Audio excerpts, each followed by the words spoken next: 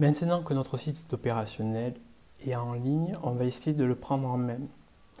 On va essayer de prendre en main l'administration du site. Alors là, je ne suis pas logué, je suis sur le site que tous les visiteurs peuvent voir. Donc vous voyez VP Café, l'article type et les commentaires.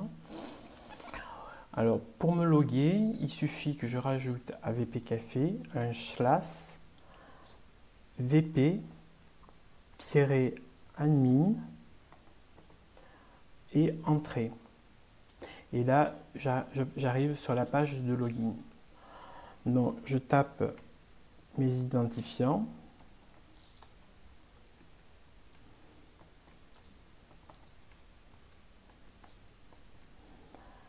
Je peux mettre se souvenir de moi, se connecter. Et me voici arrivé sur le tableau d'administration. Ce tableau d'administration se divise en 3 parties. Le tableau de bord, le menu latéral et le menu des raccourcis ici. Alors, le tableau de bord, nous avons d'abord une première section, Bienvenue sur WordPress, qui est un raccourci pour nous aider à démarrer sur WordPress, à écrire notre premier article, à ajouter une page, gérer les widgets, etc. On n'en aura pas besoin, on peut fermer cette section en cliquant sur fermer ici en haut à droite. Et on l'a fermé, mais ce n'est pas définitif. Je vous montrerai qu'on peut la réouvrir par la suite. Ensuite, nous avons d'un coup d'œil, c'est l'ensemble des articles, des pages et des commentaires que nous avons rédigés. En l'occurrence, ici, ce sont les pages d'exemple, les articles et les commentaires d'exemple. Il n'y en a qu'un pour chacun. Mais aussi, nous avons la version de WordPress, en l'occurrence 4.9.1, avec le thème 2017. Nous avons ensuite l'activité, donc c'est l'activité récente, la dernière activité, dont le dernier article qui a été publié, ça a été publié aujourd'hui, c'est Eloa, avec le dernier commentaire. Et on voit en passant sur le commentaire qu'on peut réaliser des actions comme désapprouver, répondre, modifier, le rendre indésirable, le passer à la corbeille ou l'afficher. Ensuite, nous avons le brouillon rapide. Alors, le brouillon rapide, qu'est-ce que c'est? C'est un pense-bête, c'est-à-dire que c'est pour rédiger un premier trait des articles et y revenir par la suite dessus pour les améliorer. Une fois qu'ils sont améliorés, on peut les éditer définitivement. Sachant que là, on n'a pas de brouillon rapide de rédiger, mais qu'il garde en mémoire les 5 derniers brouillons rédigés. Enfin, nous avons les événements et nouveautés de WordPress.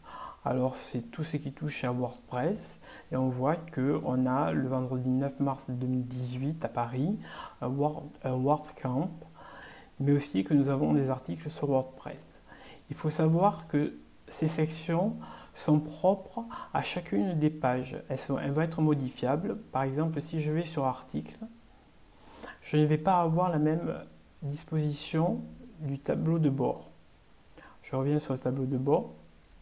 Alors, ce que je peux faire, c'est, comme je vous l'ai dit, en cochant sur option de l'écran, remettre la section bienvenue, par exemple, et supprimer événements WordPress. Vous voyez? Donc, je reviens comme c'était au départ.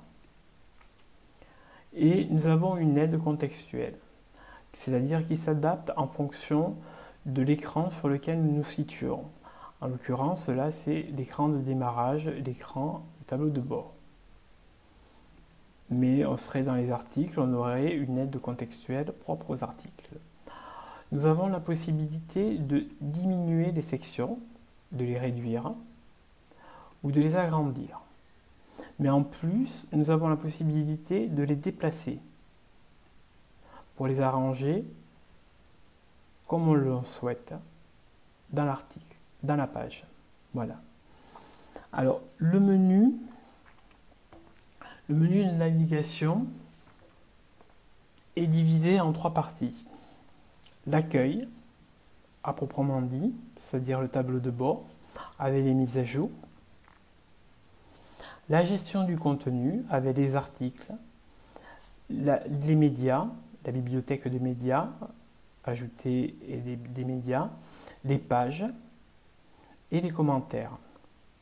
Et ensuite, la troisième partie, c'est tout le fonctionnement du site. L'apparence, les extensions, les utilisateurs, les outils, les réglages. Et comme vous pouvez le voir, nous avons des sous-menus. Général, écriture, etc. Voilà, nous avons aussi, excusez-moi, la barre de raccourci qui va s'adapter aussi en fonction de la page sur laquelle nous nous trouvons. Là, nous avons VP Café, on peut aller sur le site.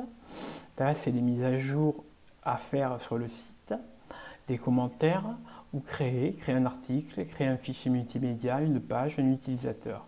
Si je vais sur le site, vous allez voir que cette barre se modifie. Nous avons maintenant personnalisé qui apparaît, en plus de ce qu'il y avait. Et pour revenir au tableau de bord, il suffit d'aller sur le nom du site, VP Café, et de cliquer sur tableau de bord. Voilà, nous avons fait le tour du tableau de bord et nous allons voir en détail chacun des articles, des médias, des pages, des commentaires, etc. dans les prochaines vidéos.